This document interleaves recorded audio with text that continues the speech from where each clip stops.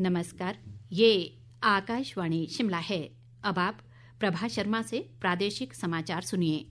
आज के मुख्य समाचार। संविधान दिवस के मौके पर देश व प्रदेश में कई कार्यक्रम आयोजित। प्रधानमंत्री ने संविधान को देश के वर्तमान और भविष्य का मार्गदर्शक बताया। मुख्यमंत्री ने कहा, वर्ष 2032 तक हिमाचल को बनाया जाएगा देश का सबसे समृद्ध राज्य। सौर ऊर्जा को बढ़ावा देना सरकार की प्राथमिकता। राज्य परिवहन निगम की बसों में सब्जियां और दूध ले जाने पर किसानों से नहीं लिया जाएगा किराया। और विपक्ष के नेता जयराम ठाकुर ने राज्य सरकार पर अनेक सरकारी पद समाप्त कर युवाओं को धोखा देने का लगाया आरोप। अब समाचार विस्तार से। आज संविधान दिवस है। संविधान सभा ने आज ही के दिन वर्ष 1949 में संविधान को अंगीकार किया था, जो 26 जनवरी 1950 को लागू हुआ। संविधान दिवस के अवसर पर आज नई दिल्ली में संविधान सदन के सेंट्रल हॉल में एक भव्य समारोह का आयोजन किया गया, जहां राष्ट्रपति द्रौपदी मुर्मू ने संसद के दोनों सदनों को संबोधित किया। उन्होंने कहा कि भारतीय संविधान का उल्लेख एक जीवित व प्रगतिशील दस्तावेज के रूप में किया है और इसके जरिए देश ने सामाजिक न्याय और समावेशी विकास के लक्ष्यों को हासिल किया है। राष्ट्रपति ने कहा कि सरकार ने समाज के सभी वर्गों, विशेषकर कमजोर वर्गों के कल्याण के लिए हाल के वर्षों में कई उपाय किए हैं। उन्होंने लोकसभा और राज्य विधानसभाओं में महिलाओं के लिए आरक्षण से संबंधित नारी शक्ति वंदन अधिनियम पारित किए जाने की सराहना की। प्रधानमंत्री नरेंद्र मोदी सहित अन्य गणमान्य लोग भी समारोह में मौजूद रहे। इस बीच उच्चतम न्यायालय नई दिल्ली में भी आज शाम संविधान दिवस समारोह का आयोजन किया गया। इस मौके पर प्रधानमंत्री नरेंद्र मोदी ने अपने संबोधन में कहा कि देश के संविधान का निर्माण करने में संविधान निर्माताओं ने उल्लेखनीय कार्य किया है और देश, काल व परिस्थिति के हिसाब से संविधान की समय समय पर व्याख्या कर सके, ये प्रावधान भी संविधान निर्माताओं ने दिया है। प्रधानमंत्री ने कहा कि हमारा संविधान हमारे वर्तमान और भविष्य का मार्गदर्शक है। हमारे संविधान निर्माता ये जानते थे कि भारत की आकांक्षाएं, भारत के सपने समय के साथ नई ऊंचाई पर पहुंचेंगे। वो जानते थे कि आजाद भारत की और भारत के नागरिकों की जरूरतें बदलेगी, चुनौतियां बदलेगी। इसलिए उन्होंने हमारे संविधान को महज कानून की एक किताब बनाकर नहीं छोड़ा, बल्कि इसको एक जीवंत, निरंतर प्रवाहमान धारा बनाया। हमारा संविधान हमारे वर्तमान और हमारे भविष्य का मार्गदर्शक है। संविधान दिवस के मौके पर शिमला में नेहरू युवा केंद्र की ओर से भव्य संविधान सम्मान पद यात्रा का आयोजन किया गया।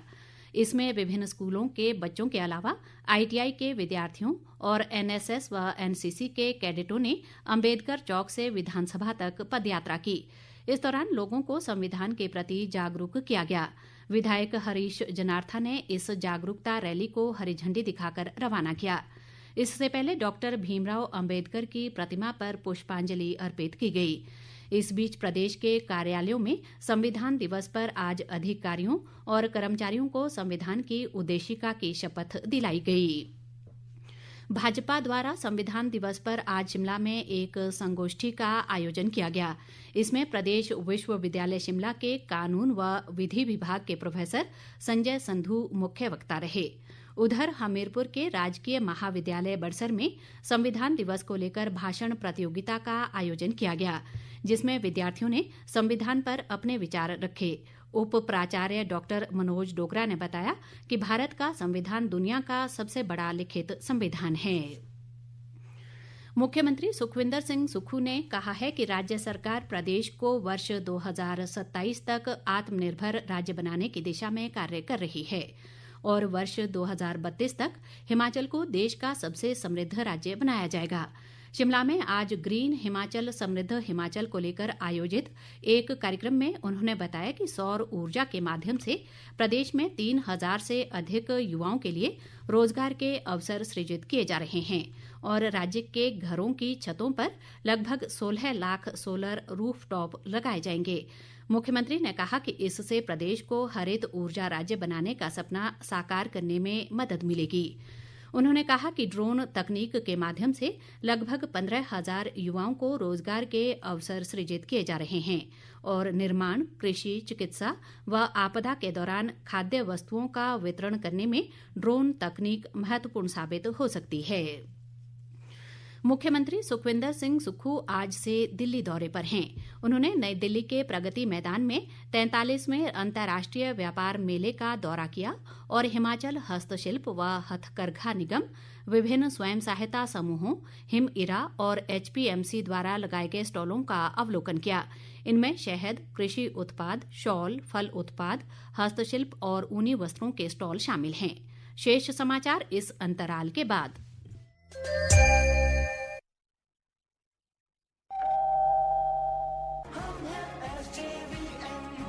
हम सबकी है जिम्मेदारी स्वच्छ भारत अभियान में करे भागीदारी। स्वच्छता है स्वभाव पुराना, हर एक को है इसी संस्कार में लाना। ये ज्ञान भी है, अभिमान भी है, भारत का सम्मान भी है। स्वच्छ में विजयते, स्वच्छ भारत के लिए SJVN द्वारा जारी। प्रादेशिक समाचार बुलेटिन में आपका फिर स्वागत है। बाकी समाचारों में उप मुख्यमंत्री मुकेश अग्निहोत्री ने कहा है कि राज्य परिवहन निगम की बसों में अब गुटखे व शराब के इश्तिहार नहीं लगाए जाएंगे। निगम की निदेशक मंडल की बैठक में ये फैसला लिया गया है। अग्निहोत्री ने बताया कि किसानों की सब्जियों और दूध को बसों में ले जाने की निःशुल्क सुविधा देने का निर्णय भी बैठक में लिया गया है। उप मुख्यमंत्री ने कहा कि निगम की लगभग 1,000 पुरानी बसें बदली जाएंगी, जिनमें 327 इलेक्ट्रिक बसें भी शामिल हैं। राज्य पर्यटन विकास निगम के अध्यक्ष RS बाली ने कहा है कि निगम के होटलों को निजी हाथों में देने की सरकार की कोई मंशा नहीं है और 18 होटलों को बंद करने के आदेश पर उच्च न्यायालय की डबल बेंच ने रोक लगा दी है। शिमला में आज एक पत्रकार वार्ता में उन्होंने कहा कि भाजपा नेता इस संबंध में झूठी बयानबाजी कर रहे हैं और निगम को निजी हाथों में देने संबंधी आरोप बेबुनियाद हैं। HPTDC के होटल रेनोवेशन मांग रहे हैं। HPTDC के होटलों का सुधार करना है। अगर इन होटलों को बड़े मुनाफे में लाना है तो होटलों की रेनोवेशन करनी पड़ेगी। HPTDC ने आज तक अपना पिछले 2 साल के अंदर पानी का गिलास भी लीज पे नहीं दिया। ये तो सिर्फ भ्रम फैलाया गया।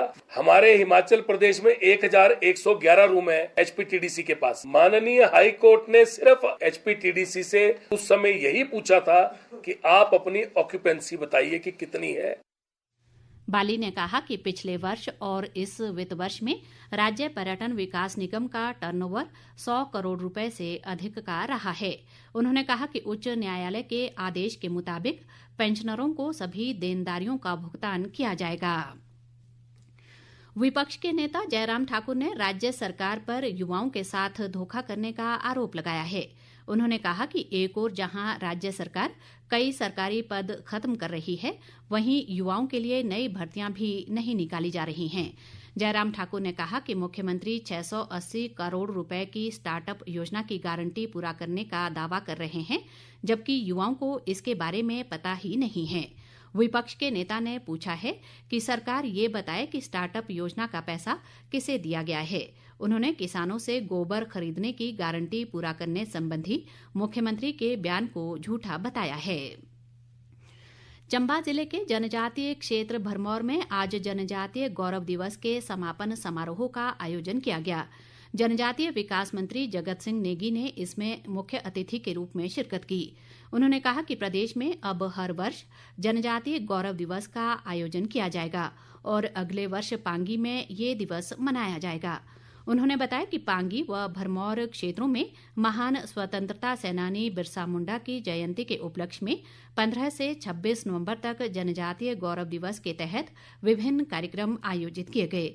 इस मौके पर जगत सिंह नेगी ने विभिन्न विभागों, बुनकरों और स्वयं सहायता समूहों से जुड़ी महिलाओं द्वारा अपने उत्पादों पर लगाई गई प्रदर्शनियों का अवलोकन भी किया। प्रदेश के अनेक क्षेत्रों में पिछले कुछ दिनों से तापमान में लगातार गिरावट जारी है और लोगों को सुबह शाम कड़ाके की ठंड का सामना करना पड़ रहा है। राज्य में बीते लगभग 2 महीने से वर्षा न होने पर अब सूखे जैसी स्थिति बन गई है। वर्षा न होने से कई क्षेत्रों में किसानों ने अभी तक रबी फसलों की बुआई नहीं की है। मौसम विभाग ने प्रदेश में कई क्षेत्रों में 28 नवंबर तक घने कोहरे का येलो अलर्ट जारी किया है। विभाग ने 30 नवंबर से राज्य के अधिक ऊंचाई वाले इलाकों में बर्फबारी या वर्षा की संभावना जताई है। सर्वोच्च न्यायालय ने एक जनहित याचिका को खारिज कर दिया है।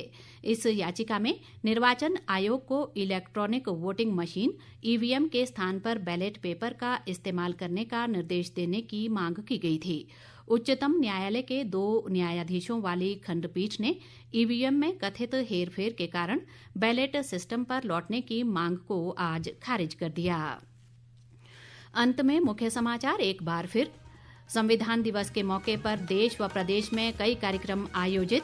प्रधानमंत्री ने संविधान को देश के वर्तमान और भविष्य का मार्गदर्शक बताया। मुख्यमंत्री ने कहा, वर्ष 2032 तक हिमाचल को बनाया जाएगा देश का सबसे समृद्ध राज्य। सौर ऊर्जा को बढ़ावा देना सरकार की प्राथमिकता। राज्य परिवहन निगम की बसों में सब्जियां और दूध ले जाने पर किसानों से नहीं लिया जाएगा किराया। और विपक्ष के नेता जयराम ठाकुर ने राज्य सरकार पर अनेक सरकारी पद समाप्त कर युवाओं को धोखा देने का लगाया आरोप। इसी के साथ ये समाचार बुलेटिन समाप्त हुआ। नमस्कार।